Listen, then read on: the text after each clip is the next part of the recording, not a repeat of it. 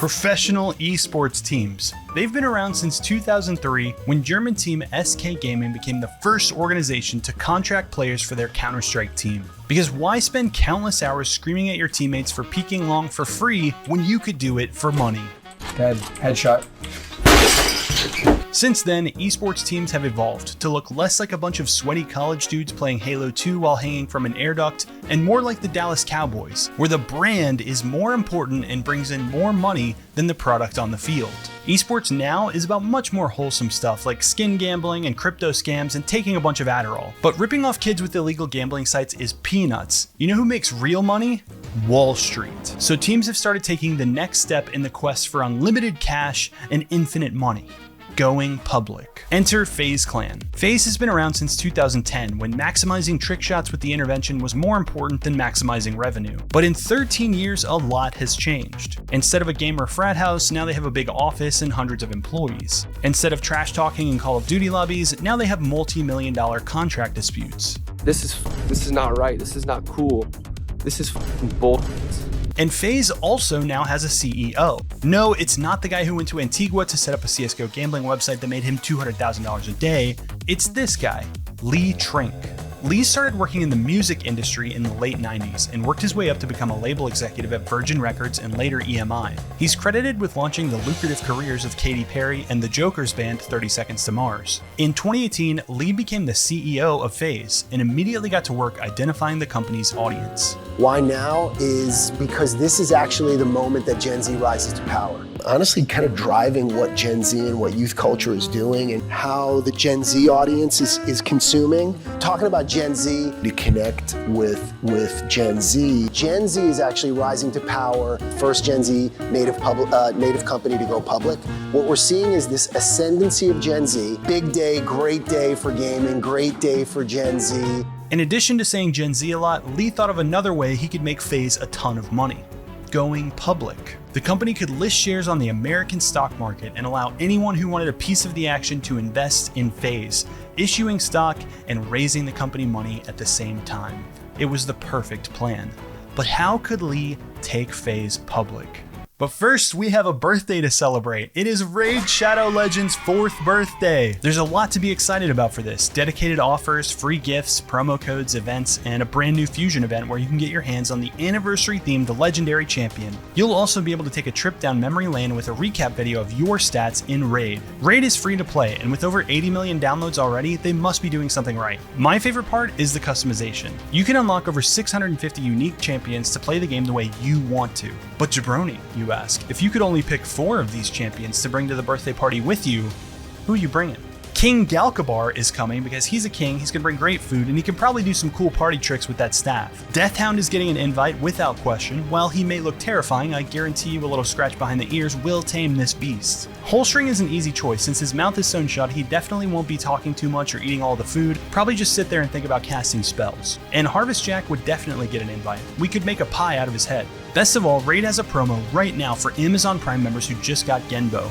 Keep an eye out for the next drop with some powerful Savage gear. It's available from March 2nd until March 30th. Use my link in the description or scan the unique QR code here to get insane bonuses. We're talking an epic champion, Kellen the Shrike, and other useful things like energy refills, magic potions, and XP brews. Once you're in game crushing your enemies, come find me under the name Jabroni with a 0. And if you're fast enough, you can join my clan. Oh, and don't forget to claim your exclusive rewards if you're an Amazon Prime member. So just hit the link in the description or scan the QR code now, and I'll see you on the battlefield. There was just one problem with Lee's plan. Going public on the New York Stock Exchange is a rigorous process. If you thought the TSA doing a cavity search at the airport was bad, try listing a company on the American stock market. There's all these tests you have to pass, audited financial statements, compliance with accounting standards, blah, blah, blah. It's all boring. Gamers don't care about generally accepted accounting principles. They care about buying a $100,000 Porsche because they saw a FaZe post on Instagram. How do we get past all this red tape? So Lee went to meet with the good people at B. Riley Financial, an investment firm headquartered in Los Angeles with over $1 billion in market cap and 200 offices across America. If anyone could help Lee expand FaZe, it was B. Riley. Dan Shribman would become one of Lee's key contacts at B. Riley. Dan explained to Lee that there was a popular new way to get your company listed on the stock market without going through all that boring and time-consuming paperwork. It's called a Special Purpose Acquisition Company, or SPAC. B. Riley could create a shell company whose sole purpose was to raise money to acquire FaZe, and then they would merge. Like nuclear fusion, the merger of FaZe and B. Riley's blank check company would allow them to be listed on the New York Stock Exchange and generate infinite money. The power of the sun in the palm of my hand. Lee and Dan dreamed big, really big. Forbes had estimated that FaZe was worth about $300 million, but Dan and Lee wanted to sell shares at $1 billion. That's great and all, but in order to do that, they were going to have to raise money before going public. A lot of money. And so the boys at FaZe got to work. First, they honed their sales pitch. If you invest with us, you'll be getting in on the ground floor. You have an opportunity to invest before the general public. And then when we do go public, your share prices will go up. To the moon. They even made an investor presentation showcasing the benefits of the metaverse, NFTs, and the Travis Scott Fortnite concert. And it worked. Pitbull invested, Lil Yachty invested, LeBron James Jr. invested, NFL quarterback Kyler Murray invested. FaZe had celebrities lining up to hand over their cash. B. Riley chipped in $20 million of their own. All told, Lee raised $100 million during this time. Well, he didn't actually raise $100 million cash. See, most of these investors just signed non-binding agreements saying that they would buy the stock once FaZe went public. 10 million shares at $10 each. And if the investors decided not to pay up, there was a backstop clause. B. Riley would pay the difference to get FaZe up and running. But that would never happen. These investors are rich, and famous, and rich. In addition to raising money, Lee came up with a plan. By going public, Lee estimated FaZe would raise an additional $291 million from selling stock. Well, what are you going to do with all that cash, Lee? We're going to create new, original content. We're going to sell more products and buy companies that make and sell products. We're going to create more esports teams, and we're going to expand globally beyond the US, all for Gen Z. Lee, you've raised a lot of money, given a lot of interviews, and single-handedly kept the hairspray industry alive. But we are missing something. You know what's even better than having sophisticated celebrity investors signal to the public that we're a safe bet? Having someone famous from the music industry who smokes a ton of weed on the board of directors. Willie Nelson? I don't know if Gen Z is going to vibe with that, Dan. I don't even think he has a TikTok. No, Lee, I'm talking about Snoop Dogg. That's genius. FaZe approached Snoop Dogg with an offer. Mr. Dogg would join the FaZe board of directors, and FaZe would get to use his likeness in their marketing materials. They could count his social media numbers as part of their own when presenting to investors, but they couldn't take the money he made from that content. In return, Snoop would receive $1.9 million worth of FaZe stock, and his son would receive $250,000 worth of the stock, and his wife's companies would receive $250,000 worth of the stock as well. Last but not least, I want to thank me. In March of 2021, the U.S. Securities and Exchange Commission issued an alert to investors. The SPAC craze had reached a fever pitch. Money had been poured into everything from sports betting websites to space tourism companies using the SPAC model. Some of these companies worked out and the investors made money, but most didn't. In 2020 alone, $32 billion was raised this way. Of the 18 companies that went public via SPAC in 2020, 11 of them started losing value almost immediately, and the share prices were already in freefall. The SEC was starting to get a little worried. Hey guys, it is never a good idea to invest in a SPAC just because someone famous sponsors or invests in it or says it's a good investment. What? SPACs burden retail investors with the risk that the investment may be overhyped or even fraudulent. Get lost, nerd. Yeah, Gen Z doesn't care about that. We're making original content here. Fine. They'll be sorry when I go home and write up new regulations. Finally, the big day arrived, July 20th, 2022. Lee and the boys flew to New York. After rubbing the Bulls family jewels for good luck, they marched right into the stock market and made history. Here's to an unparalleled future and the future of how Gen Z begins to lead.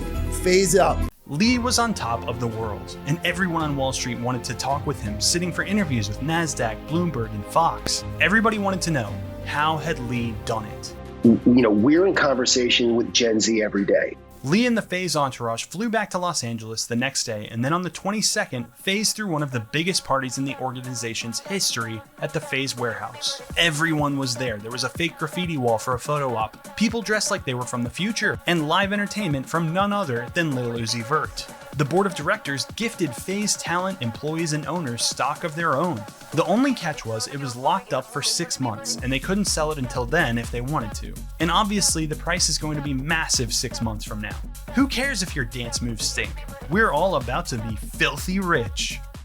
Over the next several weeks, article after article came out heralding FaZe as the future of gaming and esports. Their business moves had everyone watching. And the stock price?